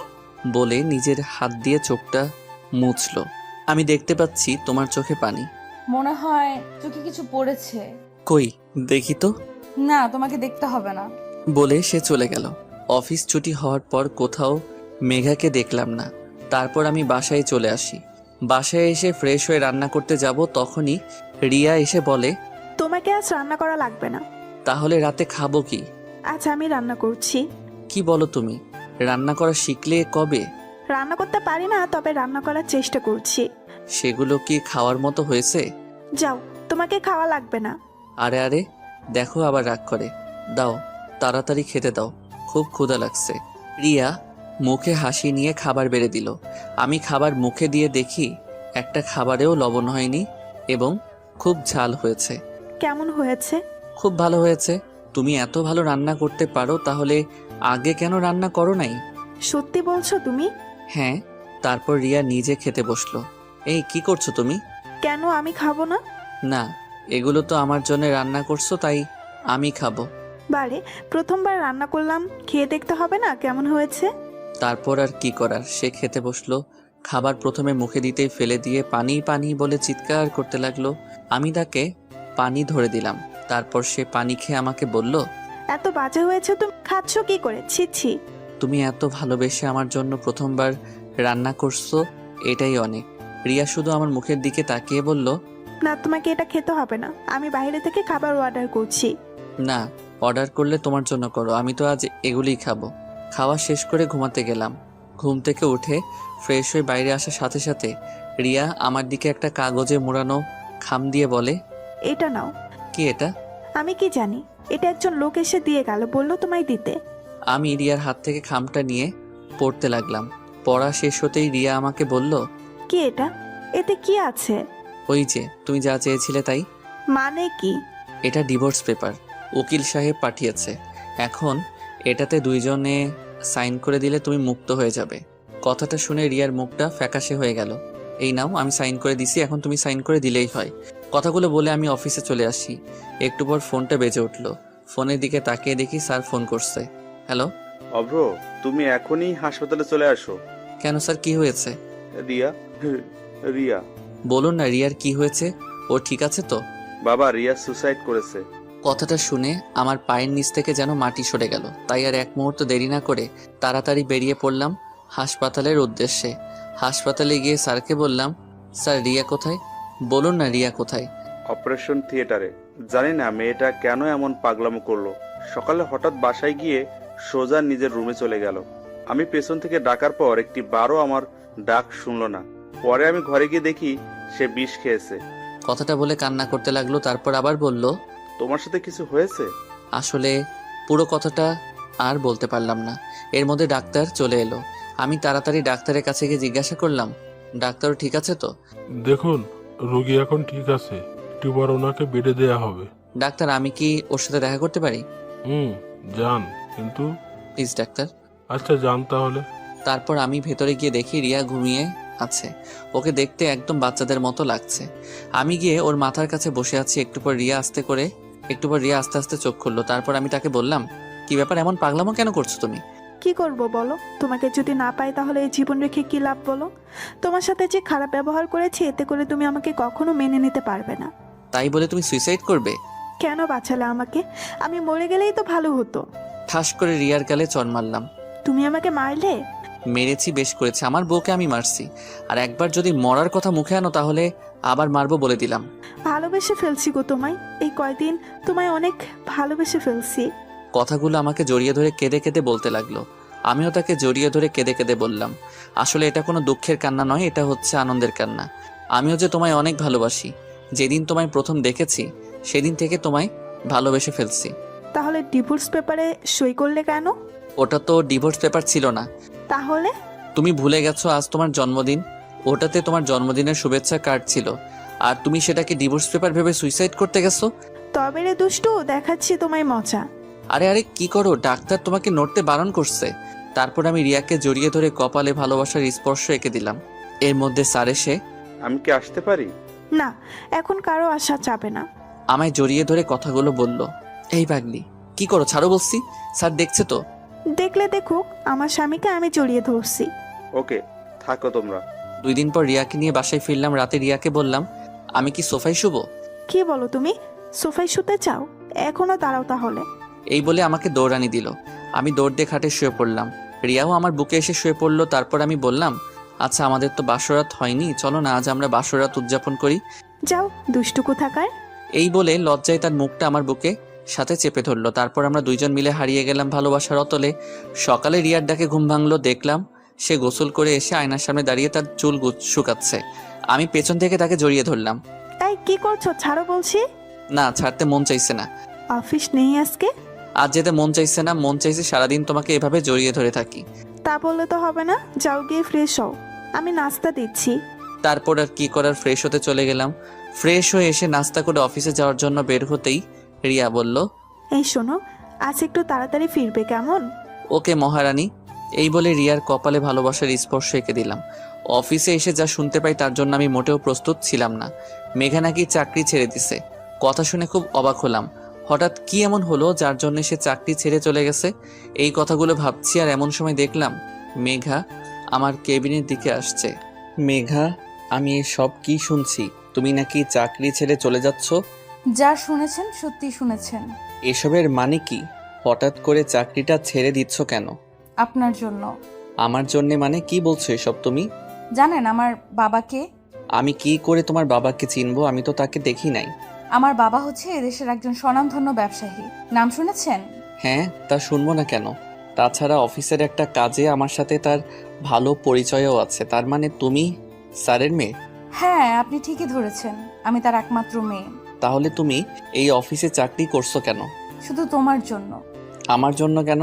তুমি যেদিন প্রথম আমাদের অফিসে গিয়েছিলে সেদিনই আমি তোমাকে দেখি, এবং সেদিন প্রথম দেখাতেই তোমাকে আমার ভালো লাগে।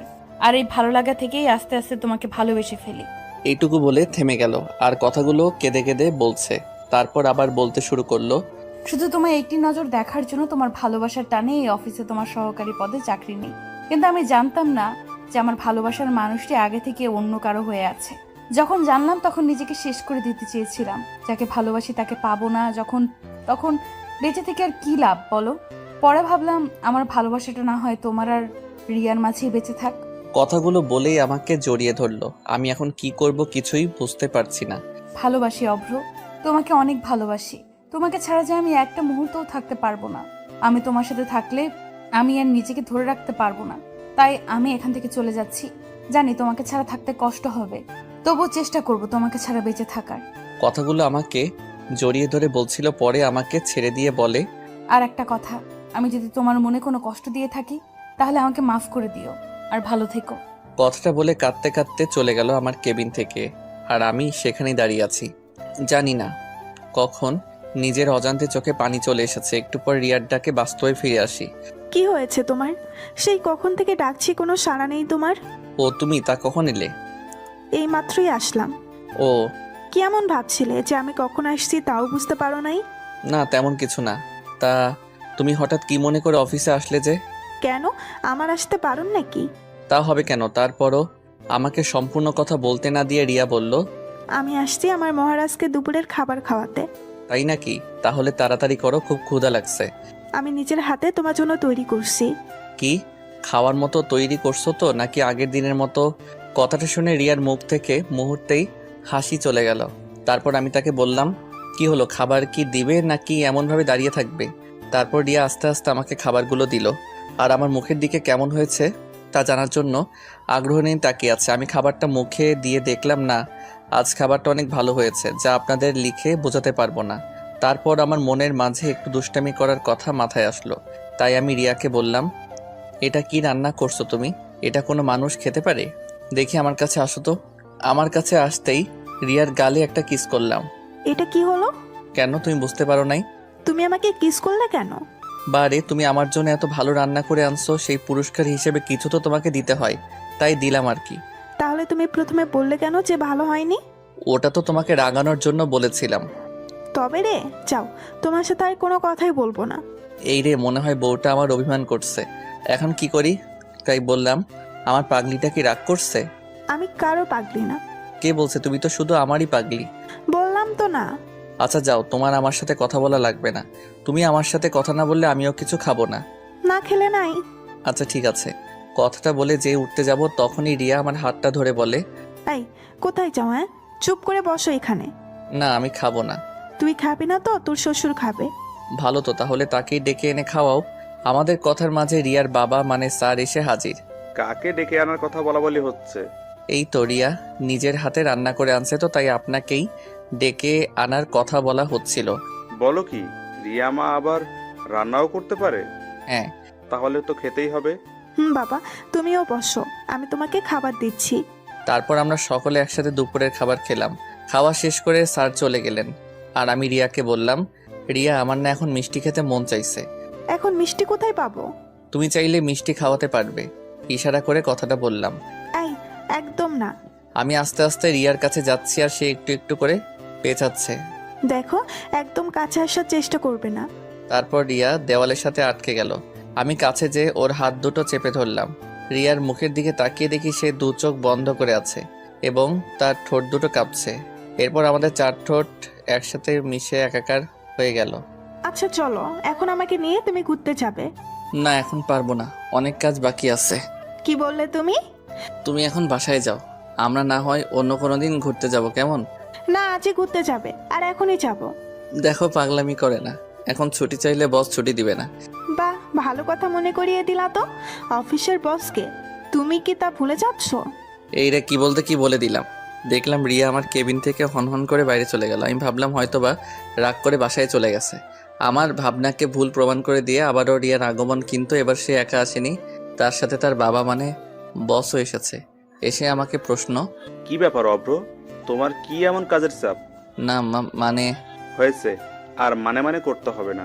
যাও, রিয়াকে নিয়ে কোথাও ঘুরে আসো। আচ্ছা স্যার। আমি রিয়ার দিকে তাকিয়ে দেখি রিয়া মিটমিট করে হাসতেছে।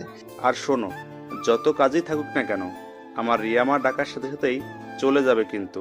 এই কথা বলে স্যার চলে গেলেন। তারপর রিয়া আমার কাছে এসে বলে, কি এবার যাওয়া যাবে নাকি আবারও বাবাকে ডাকতে হবে? এই না না, ডাকতে হবে না, চলো যাচ্ছি। তারপর আমরা দুইজন অফিসের সামনে দাঁড়িয়ে আছি। যাও, রিক্সা ডাকো। রিয়ার কথা শুনে আমি তার দিকে অবাক হয়ে তাকিয়ে আছি। কি হলো, এমন করে তাকিয়ে আছো কেন? বললাম না রিক্সা ডাকতে। তুমি যাবে রিক্সায়? হ্যাঁ যাব। কেন, কি হয়েছে? তোমার না রিক্সায় উঠতে ভালো লাগে না?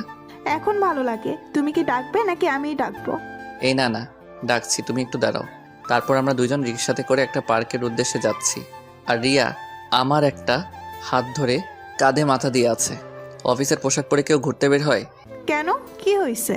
এতে আমাকে দেখতে আরো খারাপ লাগছে। আমি তো এটাই চাই। কেন? তুমি যে সুন্দর, তারপর যদি একটু ভালো পোশাক পরে আসো তাহলে তো সব মেয়েরাই তোমার দিকে তাকিয়ে থাকবে। তার জন্য এই পোশাকে পার্কে যাব? হ্যাঁ যাবে। আর এখন কথা না বলে রিক্সা থেকে নামো। রিক্সা থেকে নেমে আমরা দুইজন পার্কে একটা নির্জন জায়গায় গিয়ে বসি। একটু পর হঠাৎ করে রিয়া উঠে হাঁটা শুরু করলো এবং আমাকে বলল, চলো এখান থেকে। কেন, থাকি না একটু, জায়গাটা কি সুন্দর।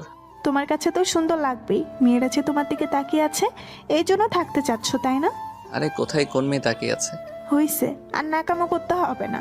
কথাটা বলে রিয়া হাঁটতে শুরু করলো আর আমিও তার পিছু পিছু ছুটছি। আর আমার বউটা কি রাগ করছে? বাহ, আমার বউকে রাগলে এত সুন্দর দেখায় জানতাম না তো। তাহলে আরো আগে এমন রাগাতাম। এবারও রিয়া কিছু বলছে না, চুপ করে শুধু হাঁটতেছে। আমি একটা ছোট বাচ্চাকে দেখে বললাম, এই রিয়া দেখ, বাচ্চাটা কি সুন্দর, একদম কিউটের ডিব্বা। এবার রিয়া দাঁড়ালো, তারপর সেই বাচ্চাটার দিকে তাকিয়ে বলে, সত্যি তোমার বাচ্চা ভালো লাগে? অনেক ভালো লাগে। আমাদেরও এমন একটা কিউট বাচ্চা হবে, তাকে নিয়ে আমরাও এমনভাবে ঘুরতে বের হব, কতই না মজা হবে, তাই না? রিয়ার দিকে তাকিয়ে দেখে সে লজ্জায় পেয়েছে। তারপর ডিনার করে রাতে বাসায় ফিরলাম। কিছুদিন পর, হ্যালো, কোথায় তুমি? কোথায় আবার? অফিসে। এখনই বাসায় আসো তাড়াতাড়ি, খুবই আর্জেন্ট। কেন, কি হয়েছে? উফ, এত কথা বলো কেন তুমি? আসতে বলছি, আসো। আচ্ছা আসতেছি। তারপর আমি তাড়াতাড়ি করে বাসায় গেলাম। খুব টেনশন হচ্ছে, কোনো সমস্যা হলো নাকি, আবার কেন এত আর্জেন্ট বাসায় আসতে বললো। বাসায় পৌঁছে দেখি দরজাটা খোলাই আছে। এটা দেখে তো টেনশন আরও বেড়ে গেল। বাসার ভিতরে ঢুকে রিয়াকে খুঁজতে লাগলাম, কিন্তু কোথাও পেলাম না। অনেক খোঁজার পর পাগলিটাকে ছাদের এক কোণায় পেলাম, আজকে আবার আমাকে এত আর্জেন্ট আসতে বলে তুমি এখানে লুকিয়ে আছো? কি হলো, কিছু বলছো না কেন? বলছি আগে চোখ বন্ধ করো। কি এমন কথা বলবে যে চোখ বন্ধ করা লাগবে? আহা করো না, তা না হলে আমার কথাটা বলতে লজ্জা করে। আচ্ছা এই নাও, চোখ বন্ধ করলাম, এবার তো বলো। তারপর রিয়া আমাকে জড়িয়ে ধরে আমার কানের কাছে মুখ এনে বলে, তুমি বাবা হতে যাচ্ছ। কি এত খুশির একটা খবর তুমি আমাকে দেরি করে দিলে? যা, আমার লজ্জা করে না বুঝি। তারপর আমি রিয়াকে কোলে করে নিয়ে সারা ছাদ হাঁটছি। এই ছাড়ো, পড়ে যাবো তো। না না, এখন আর ছাড়বো না। তারপর রিয়াকে কোলে নিয়ে ছাদ থেকে ঘরে নিয়ে আসলাম। শোনো, আজ থেকে তুমি আর কোনো কাজ করবে না। আমি কাজ না করলে কে করবে শুনি? কেন, আমি করব? তাই বুঝি? তাই। ওরে আমার জামাইটা রে, সে নাকি সব কাজ করবে। 5 বছর পর একটা পার্কে আমি আর আমার 5 বছরের মেয়ে নীলাকে নিয়ে বসে আছি। বাবা, আইসক্রিম কিনে এনে দাও। আমার মামুনিটা আইসক্রিম খাবে, আমি এক্ষুনি এনে দিচ্ছি। যাও নিয়ে আসো। তাহলে তুমি এখানে বসো কেমন, আমি এই যাব আর আসবো। আচ্ছা, তাড়াতাড়ি আসবে। তারপর আমি আইসক্রিম নিয়ে আসছি। দূর থেকে দেখি নীলার পাশে কে যেন বসে আছে, চেহারা ঠিক বোঝা যাচ্ছে না। আমি কাছে আসতে বড় ধরনের একটা শক খেলাম। এ দেখি মেঘা। মেঘাও আমাকে দেখে অবাক হলো। কেমন আছো অভ্র? ভালো, তুমি কেমন আছো? এই তো আছি কোনো রকম। এটা তোমার মেয়ে নাকি? হ্যাঁ। তোমার মেয়ে দেখতে একদম তোমার মতোই হয়েছে। কি নাম তোমার? আমার নাম নীলা। বাহ, তুমি দেখতে যেমন সুন্দর তোমার নামটাও সুন্দর। বাবা, আইসক্রিম দাও। এই নাও মামুনি। রিয়াকে কোথাও দেখছি না যে। রিয়ার কথা শুনে মনটা খারাপ হয়ে গেল, তাই আমি চুপ করে আছি। কি হলো, চুপ করে আছো যে? রিয়া আর নেই। নেই মানে কি বলছো তুমি? হ্যাঁ, সে আমাকে ছেড়ে অনেক দূরে চলে গেছে, যেখানে গেলে কেউ আর শত ডাকার পরেও ফিরে আসে না। কি বলো এসব? রিয়া মারা গেছে? হ্যাঁ, নীলাকে জন্ম দিয়েই সে আমাকে ছেড়ে চলে গেছে। কথাগুলো বলার সময় বুঝতে পারলাম আমার চোখ দিয়ে পানি পড়ছে। মেঘার দিকে তাকিয়ে দেখি তার চোখেও পানি। তারপর আমি চোখের পানি মুছে মেঘাকে বলি, তাহলে এবার বলো তোমার খবর কি, বিয়ে করছো? জীবনে একজনকেই ভালোবেসেছিলাম, আর সে হলো তুমি। তোমাকে ছাড়া আর কাউকে ভালোবাসতে পারি নাই বলে আজও আমি বিয়ে করিনি। আমাদের কথার মাঝে নীলার নানা মানে আমার স্যার চলে এলো। আরে মেঘা, কেমন আছো? জি স্যার, ভালো আছি। তাহলে মেঘা, একদিন আসো আমাদের বাসায়। আন্টি প্লিজ আসবেন। তুমি যখন বলছো তাহলে তো আসবোই। নীলাকে কোলে নিয়ে কথাটা বলল। তারপর আমরা মেঘাকে বিদায় দিয়ে বাসায় চলে আসলাম। এখন আর স্যারকে অফিসে যেতে দেই না, কারণ রিয়া মারা যাবার আগে বলে গেছিল আমি যেন তার বাবাকে নিজের বাবা মনে করি, আর অফিসের সব দায়িত্ব আমি নেই। একদিন বাসায় বসে অফিসের কিছু কাজ করছি, এমন সময় দেখি মেঘা এসেছে। ভেতরে আসতে পারি? আরে তোমার ভেতরে আসতে আবার বলা লাগে নাকি, চলে এসো। তারপর মেঘা ভেতরে এসে আমার সামনে বসলো, আর আমি আমার মতো কাজে ব্যস্ত। এটা দেখে মেঘা বলে, নীলা কোথায়? উপরে, মনে হয় তার নানার সাথে আছে। তারপর মেঘা উপরে চলে গেল। আমি কি নানা নাতির খেলার মাঝে আসতে পারি? আরে মেঘা, কখন এলে? এই তো কিছুক্ষণ আগে। আন্টি তুমিও আসো আমাদের সাথে খেলবে। মেঘার হাত ধরে টানতে টানতে ভেতরে নিয়ে গেল। হ্যাঁ চলো। আচ্ছা নানা ভাই, তুমি এখন একটু বাবার কাছে যাও, তোমার নীলা আন্টির সাথে আমার একটু কথা আছে। আচ্ছা, তাহলে তোমরা কথা বলো। মেঘা মা, তোমার সাথে আমার কিছু কথা ছিল, যা আমি এখনো অব্রকে বলি নাই। জি স্যার, বলুন। জানো মা, রিয়া যেদিন জানতে পারে সে মা হতে চলেছে, সেদিন জীবনের সবচেয়ে বেশি খুশি হতে আমি তাকে দেখেছি। অব্রকে কিছুদিন কাজের জন্য বাইরে যেতে হয়েছে, তাই রিয়াকে আমার বাসায় রেখে আসে। এটুকু বলে থেমে যায়, তারপর আবার বলতে শুরু করে। একদিন সিঁড়ি দিয়ে নামার সময় হঠাৎ পা পিছলে পড়ে যায়। তারপর তাকে হাসপাতালে নিয়ে আসলাম। ব্যথার যন্ত্রণায় ছটফট করতে থাকে আমার মেয়েটা। ডাক্তারও সবকিছু টেস্ট করে বলে, দেখুন, রোগীর অবস্থা খুবই খারাপ, এখনই তাকে অপারেশন করাতে হবে। আপনি এখানে একটা সই করে দিন। তারপর আমি কাগজটাই সই করে দিলাম। কিন্তু ব্যথায় যন্ত্রণায় ছটফট করতে থেকে রিয়া বলে, বাবা, আমার একটা কথা রাখবে? কি কথা মা, বল। তোর সব কথাই আমি রাখবো।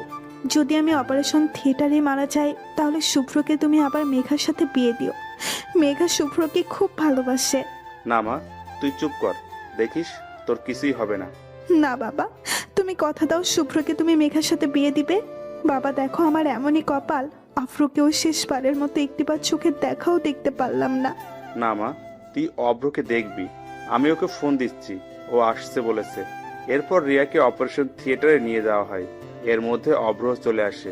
এসেই, আমার রিয়ার এখন কি অবস্থা? ডাক্তার ওকে অপারেশন করতে নিয়ে গেছে, তুমি কোনো টেনশন করো না। কিছুক্ষণ পর অপারেশন থিয়েটার থেকে ডাক্তারকে বেরিয়ে আসে দেখে অব্র ছুটে যায় তার কাছে। ডাক্তার, আমার রিয়া কেমন আছে? ও ভালো আছে তো? আপনার মেয়ে সন্তান হয়েছে, কিন্তু আমরা অনেক চেষ্টা করেছি, তারপরেও আপনার স্ত্রীকে বাঁচাতে পারিনি। ডাক্তারের মুখে এই কথা শুনে অভ্র নিচে বসে পড়ে, আর আমার যে পুরো পৃথিবীটা উল্টে যায়। আমি অভ্রকে ধরে নিয়ে রিয়ার লাশের পাশে নিয়ে গেলাম। আমার থেকে বেশি কেঁদেছিল ও। তারপর রিয়ার দাফনের কাজ সম্পূর্ণ করা হলো। কি বলবো মা, অভ্রকে আমি ওদিন সবচেয়ে বেশি দুর্বল হতে দেখেছি। আমার থেকে বেশি দুর্বল হয়ে পড়েছিল সে। এখন তুমি বলো মা, তুমি কি আমার রিয়ার শেষ ইচ্ছাটা পূরণ করবে? হ্যাঁ, আমি করব। আমার যে ওর ইচ্ছা পূরণ করতেই হবে। এভাবে মেঘা প্রতিদিন অব্রের বাসায় আসে, আর এই কয়েকদিনে নীলার সাথে তার খুব ভালো সম্পর্ক হয়ে যায়। আচ্ছা নীলা, আমি যদি তোমার মা হই তাহলে কেমন হয়? সত্যি তুমি আমার মা হবে? কি মজা, কি মজা! তাহলে তোমাকে আমি মামুনি বলে ডাকবো। হ্যাঁ, ডাকো। মামুনি। এই কথা বলে মেঘাকে জড়িয়ে ধরে। মেঘাও তেমনি নীলাকে জড়িয়ে ধরে। নীলা? ও ঘুমিয়ে গেছে। ও কিছু না খেয়ে ঘুমিয়ে গেল। না, আমি ওকে খাইয়ে দিয়ে ঘুম পাড়িয়ে দিয়েছি। কি বলো, নীলা খেলো? ও তো আমাকে ছাড়া খায় না। যাই হোক, চলো তোমায় বাসায় দিয়ে আসি। হুম। তারপর মেঘাকে তার বাসায় দিয়ে আসলাম। কিছুদিন হলো মেঘা আর আমাদের বাসায় আসছে না। এর ভিতর নীলার কান্নার আওয়াজ শুনতে পেলাম। কি ব্যাপার, আমার পরীটা কান্না করছে কেন? দেখো না বাবা, মামুনি কয়েকদিন ধরে ফোন ধরছে না। কে তোমার মামুনি? আমি আমার মেঘা মামুনির কথা বলছি। সে তোমার মামুনি হয় না। চলো নাস্তা করবে। সকালে কিছু খাওনি তোমরা? না, সে আমার মামুনি হয়। আর তুমি আমার মামুনিকে আমার কাছে এনে দাও, তাহলে আমি কিচ্ছু খাবো না। এই কথা বলে কান্না করতে করতে রুমে চলে গেল। আমি পড়ে গেলাম মহা বিপদে। এখন আমি কি করব কিছু বুঝতে পারছি না। এসব ভাবতে ভাবতে অফিসে চলে গেলাম। রাতে বাসায় এসে শুনি নীলা এখনো কিছু খায় নাই। নীলা, মা চলো কিছু খেয়ে নিবে। না, আগে তুমি মামুনিকে এনে দাও। বলছিলাম তুমি চলো খেতে, একদম বাচ্চাদের মতো করবে না। না না, আমি কিচ্ছু খাবো না। নীলাকে একটা চড় মারলাম। এ কি করলে অভ্র? মা মরা মেয়েটার গায়ে তুমি হাত তুললে? না, আমি কি করলাম? রাগের মাথায় আমি নীলাকে মারলাম। নীলা কান্না করতেছে। কি ভুল বলছো? জন্ম থেকে কোনোদিন মায়ের আদর পায়নি সে, আর মেঘা তাকে মায়ের আদর দিয়েছে, আর তুমি কি না? সি সি। এই কথা বলে নীলাকে নিয়ে ঘরে চলে গেল। আর আমি এখন কি করব? আমার কি করা উচিত? না, নীলার জন্য হলেও মেঘাকে আনতে হবে। তারপর আমি মেঘার বাসায় গেলাম। কলিং বেল বাজতে মেঘা এসে দরজা খুললো। আরে তুমি এখানে এত রাতে আমার বাসায়? তুমি এ কয়দিন আমার বাসায় যাওনি কেন? বাবা আমার বিয়ে ঠিক করেছে, তাই আর বাসা থেকে বের হই না। মিথ্যে কথা বলছে, কারণ নীলা তাকে আগেই সব বলে দিয়েছে। অব্রের যাওয়ার কথা, এটা তাদের দুজনের প্ল্যান করা। তোমার বিয়ে, আর তুমি বিয়েতে রাজি হয়ে গেলে? আর কতদিন এভাবে থাকা যায় বলো? ও আচ্ছা। বলে চলে আসতে গিয়ে আবার মেঘাকে বললাম, তোমার সাথে আমার কিছু কথা আছে। বলো। তুমি না এই বিয়েটা করো না? কেন করব না? কখনো ভাবিনি এই কথাগুলো আবারও কাউকে বলতে হবে, তারপরও আজ বলতে হচ্ছে। নীলা চাই তার জন্য আমি মা নিয়ে আসি, কিন্তু সে মা হিসেবে তোমাকে চেয়েছে, তাই হবে কি তুমি আমার নীলার মা? হবে কি তুমি আমার বাকি জীবন পথ চলার সাথী? হবে কি তুমি আমার পুরো কথা বলতে না দিয়ে মেঘা কান্না করতে করতে আমাকে জড়িয়ে ধরে? হ্যাঁ, আমি হতে চাই তোমাদের দুজনের সুখ দুঃখের সাথী। তারপর পেছন থেকে জোরে হাততালির আওয়াজ শুনতে পাই। পেছন ফিরে দেখি নীলা আর স্যার মানে মেঘার বাবা দাঁড়িয়ে আছে। মেঘা লজ্জা পেয়ে আমাকে ছেড়ে দিল, আর নীলা দৌড়ে আমাদের দিকে আসছে। এসে আমাদের দুজনকে জড়িয়ে ধরলো। তাহলে বিয়ের কাজটা আজকেই সেরে নেওয়া যাক। তারপর কাজী অফিসে গিয়ে আমার আর মেঘার বিয়ে হলো। বাসর ঘরে ঢুকে দেখি মেঘা ঘোমটা দিয়ে বসে আছে। আমি তার পাশে গিয়ে বসলাম। একটু পর দরজায় শব্দ হলো, তাই আমি গিয়ে দরজাটা খুলে দিলাম। দরজা খুলতে নীলা দৌড় দিয়ে রুমে প্রবেশ করলো। এসেই, মামুনি, আমিও তোমার সাথে ঘুমাবো। হ্যাঁ মা, তুমি আজ আমাদের সাথেই ঘুমাবে। বাবা, তুমি এ পাশে ঘুমাও, আর মামুনি তুমি এ পাশে ঘুমাও। আমি তোমাদের মাঝখানে ঘুমাবো। ওকে আমার প্রিন্সেস। তারপর আমার আর মেঘার মাঝে শুয়ে পড়ে নীলা। এইভাবে খুব ভালোভাবে চলছে আমাদের সংসার।